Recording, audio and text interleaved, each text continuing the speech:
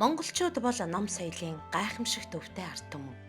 Хэдийгээр нүүдэлчин удмын улс боловч дэлхийд гайхагдсан ном судрыг олныг бүтээж, түүний хинээс ч дутхгүй хадгалан хамгаалж, үеэс үед дамжуулан уншиж, сурч, боловсрч, танин мэдэж ирсэн сайхан уламжлал, номын эрхэм соёлтой ард түмэн гэдгийг нотлохоо олон мянган ном судар өнөөдөр Монголын үндэсний төв номын сан төдийгүй дэлхийн шилдэг музей номын сангуудад хадгалагдаж байна. Тухайлбал өнөөдөр Монголын үндэсний номын сангийн сан хөмрөгт би 3 сая гаруй ном хэвлэлээс 9 эрдэнийн ганжуур, Монголын шунхан данжуур, алтан товч, жамбал цанжид, ногоон дарихын магтаал, бүрт чоноос эхэлсэн үгийн бичиг, сандуйнжууд, мөнгөн дорч жадва, уйсэндээ ирэх бичиг, жадамбын зэсбар, Монгол шунхан данжуурын 226 бот тэргүүтэй, Монголын ард түмний оюун соёлын давтагдашгүй ховор нандин хосгүй үнд дурсгалуудыг онцгойлон нэрлэж болно. Манай дэлхий маш олон соёл, түүний дотроо соёлын төрөл зүйл, соёл иргэншил олон үндэстнүүдийн үлгийн нутаг. Тэгэхээр бол эдгээр улс орнууд өөрийн гэсэн соёлтой түүнийг хадгалж хамгаалж, өвлүүлж, дамжуулж явдаг маш олон өвөдтэй, баримттай өвөдтэй. Гэсэн хэдий ч бол манай дэлхий дээр бол байн ган гам шиг дайн байлдаан маш ихээр гарч байгаа. За энэ үүнээс болж бол манай тэр соёлын өвөд бол устдах, гэмтэх, алга болох, үрж өргөдөх тийм аюулууд бол байнга тохиосоор ирсэн.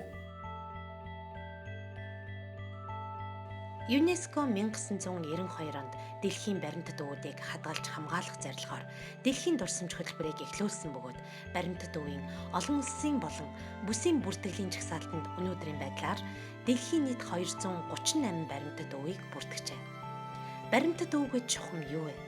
Бичиг үсгээр ямар нэгэн зүйл дээр бичиж, сийлж, зурж, ойж, хатгаж, барлаж, хэвлэж үлдээсэн бичгийн дурсгалууд, марк, ил захидал, мөнгөн тэмдэгт, гэрэл зураг болон бусад дүрслэлийг ашигласан хэвлэмэл дурсгалууд, кино, дуу авианы бүх төрлийн бичлэгийн дурсгалууд бүгд баримтат өвийн дурсгал зүйлд багтдаг юм. За энэ хүү дэлхийн дурсамж хөтөлбөр гэдэг маань баримтат өвийг хадгалж хамгаалах, ЮНЕСКОд бүртгүүлэх ингэснээр улс орнуудын соёлыг бол дэлхийн нийтэд хадгалж хамгаалж, сурталчлах, олон нийтэд таниулах юм үүрэг бүхий хөтөлбөр байгаа.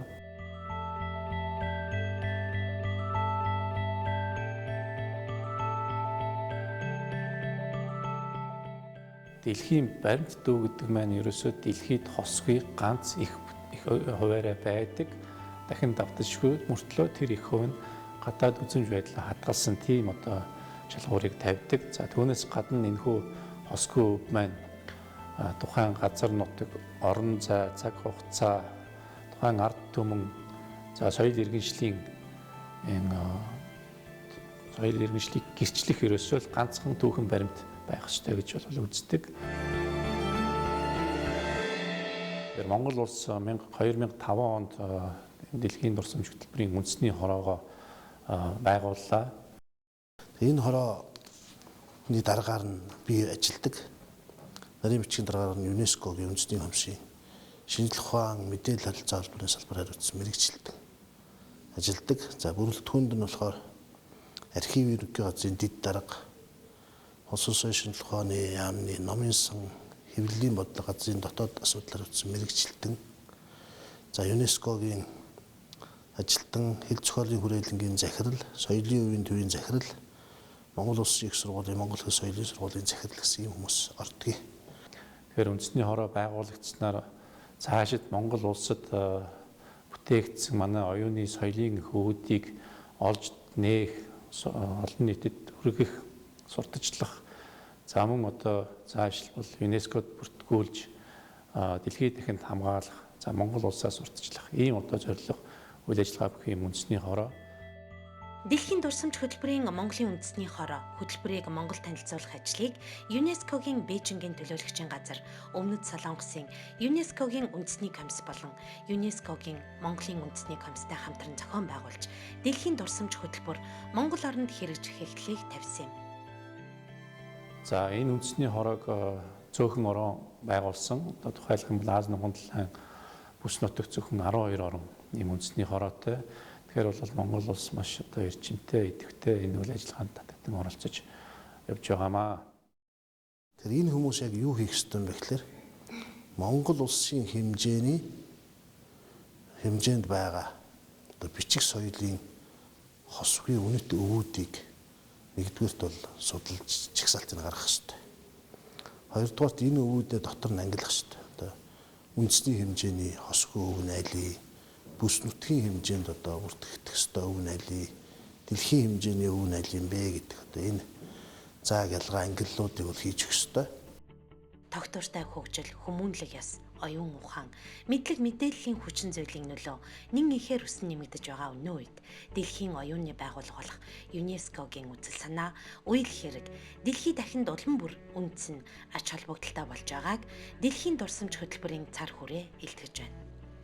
2011 оны 5 дугаар сард Их Британи, Умард Ирландын нэгдсэн вант улсын Манчестер хотно ЮНЕСКОгийн дэлхийн дурсамж хөтөлбөрийн олон улсын зөвлөдөх хорооны ээлжид 10 дугаар баг хурал болж энэхүү хурлаар гишүүн орнуудаас 2010 онд нэр дэвшүүлсэн нийт 80 гаруй баримтат өвийн материалыг судлан хэлэлцэж, бүртгэлийн хорооны тайлан үнэлгээ дүгнэлтийг үндэслэн 45 хосгүй үнэт баримтын өвийг олон улсын баримтат өвийн бүртгэлийн жагсаалтанд бүртгэсний дотор Монгол улсаас Луу Алтан тавч, Монгол шунхан данжуур бүтээлүүдийг дэлхийн баримтат өвийн жагсаалтанд бүртгэсэн юм.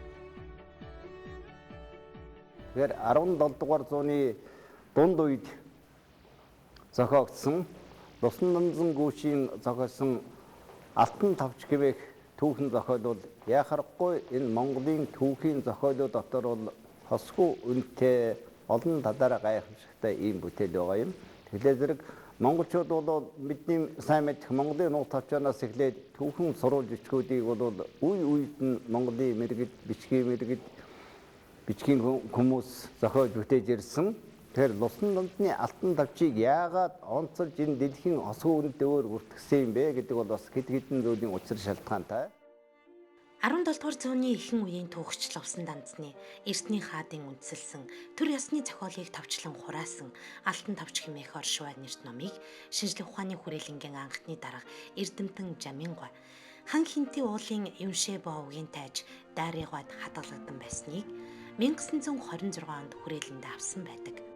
Луу Алтан тавч нь Монголын нууц тавчааны 282 зүйлээс бараг 233 зүйлийг тэр хэвээр нь агуулсан учраас Монголын нууц тавчааны Монгол үсгээр үлдсэн нэгэн их Монголын түүхийн нэн чухал дурсгалд тооцогддог.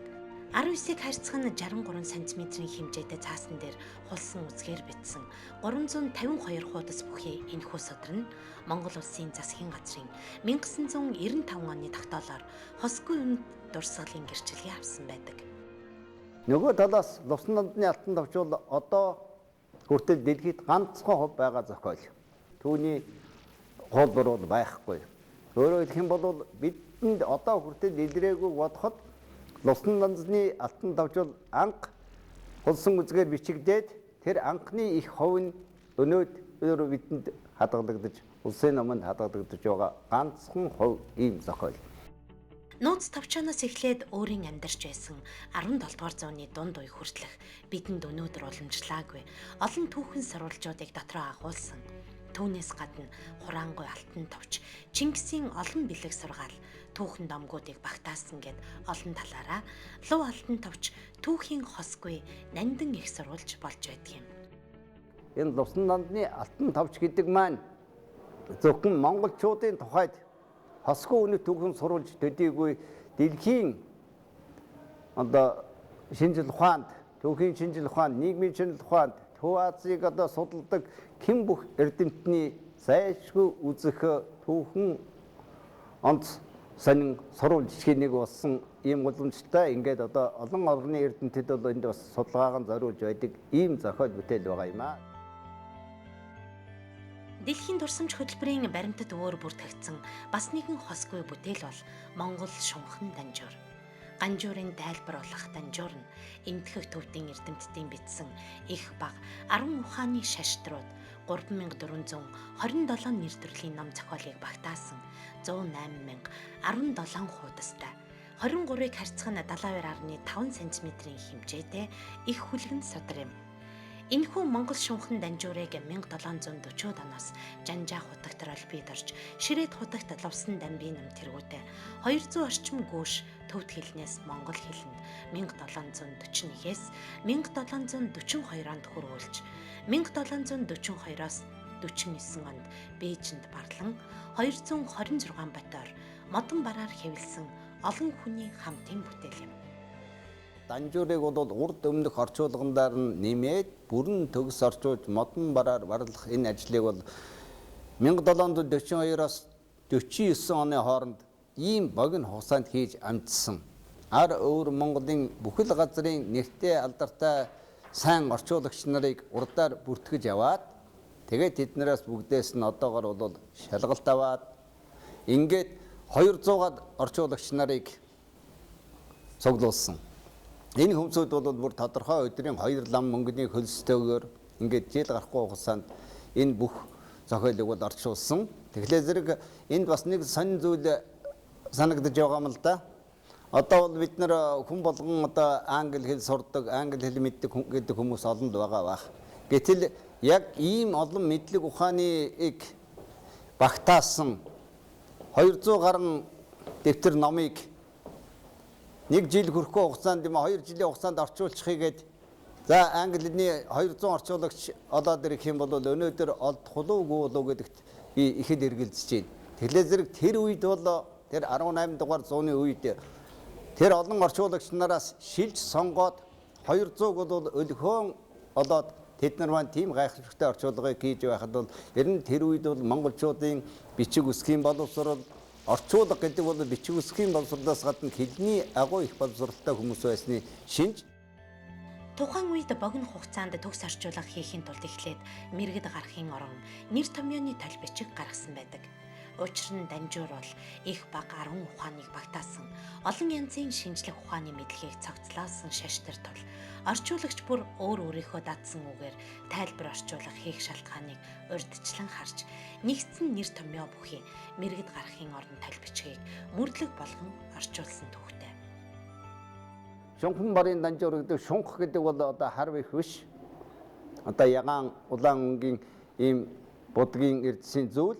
Үүгээр бол одоо яг хүндэтгэлийн утгатай учраас ингэж барлсан. За ингээд бол энэ Данжуурын модон барыг сийлнэ гэдэг бол ийм их агуу номыг модон бар гэдэг маань зөвхөн модныг модоо бараа яаж боловсруулах вэ? Тэр модыг боловсруулна гэдэг бас нарийн технологи арга барилтай зүйл. Ингээд зөвхөн нэг талдаар нь энэ 225 бот зохиолын энэ бар гэдгийг сийлнэ гэдэг бол маш агуу их ажил. Тэгээд ингээд энийг бол би хэллээ 1742-оос 49 онд орчуулад 49 он гэхэд бол Данжуурыг барлж гаргасан юм аа.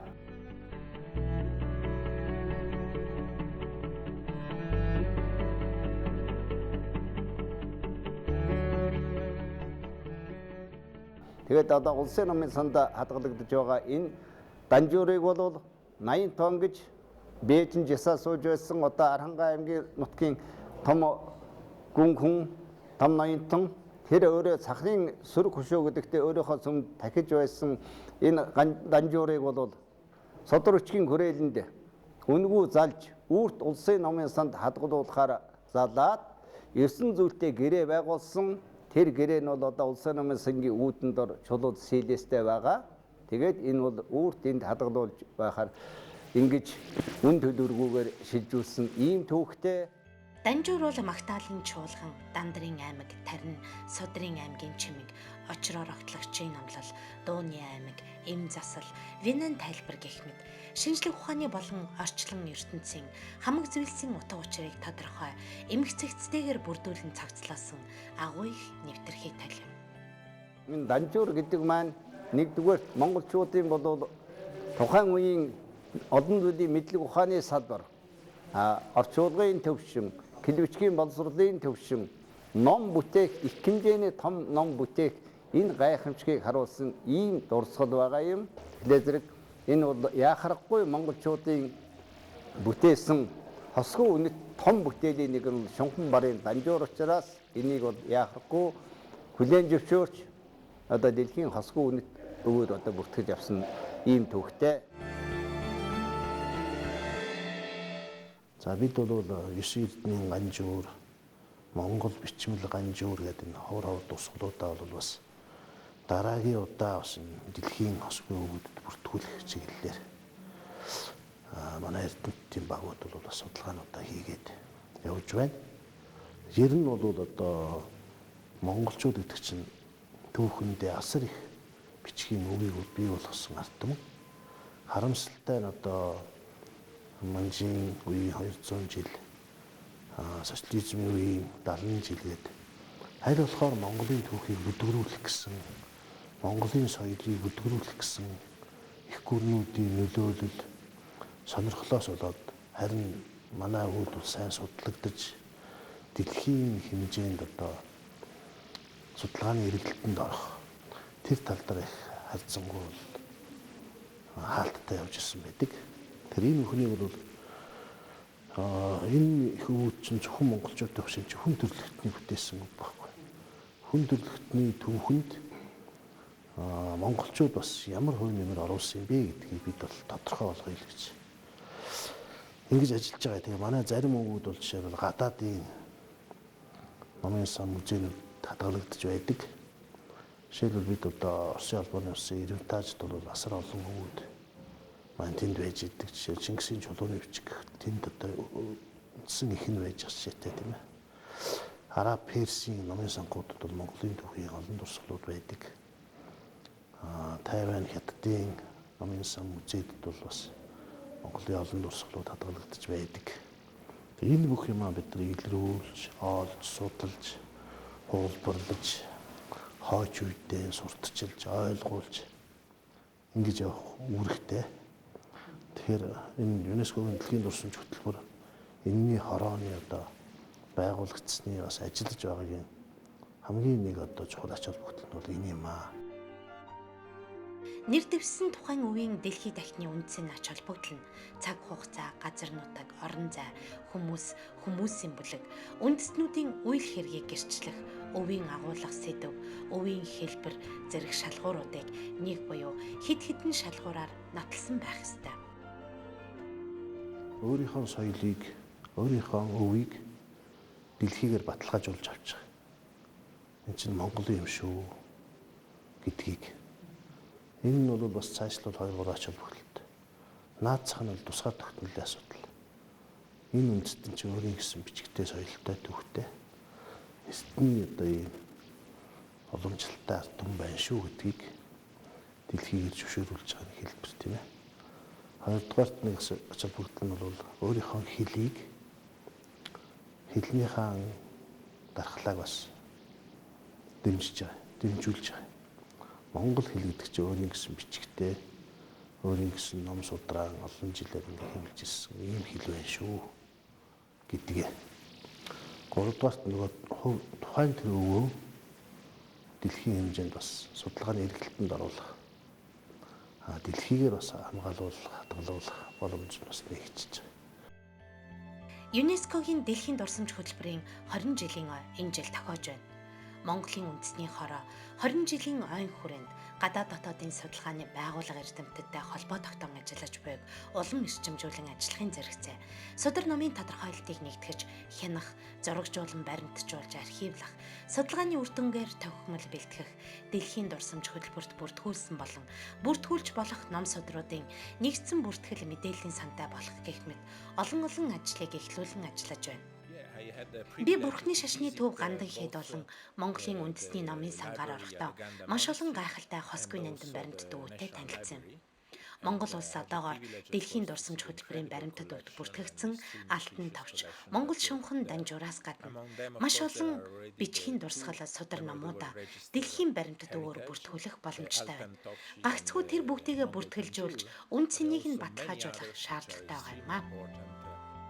Дэлхийн энхүү хүн төрөлхтний бичиг соёлын гайхамшигт өвийг бүртгэж, хадгалж, хамгаалах, ирээдүйн дэлхийн ирээдэд өвлүүлэн үлдээх үүргийг өөртөө хүлээн дурсамжаа баталгаажуулж байна. Хүн төрөлхтний бичиг үсгийн соёлын үнэт ховор, нандин дурсгалын үлгий болсон Монгол улсын гих тодтголтой олон бүтээлүүд энэ бүртгэлд бичигдэж, тэр хэрээрээ судалгааны эргэлтэнд орж, үнэн түүхийг бижилцэх боломж та бидний гарт байна.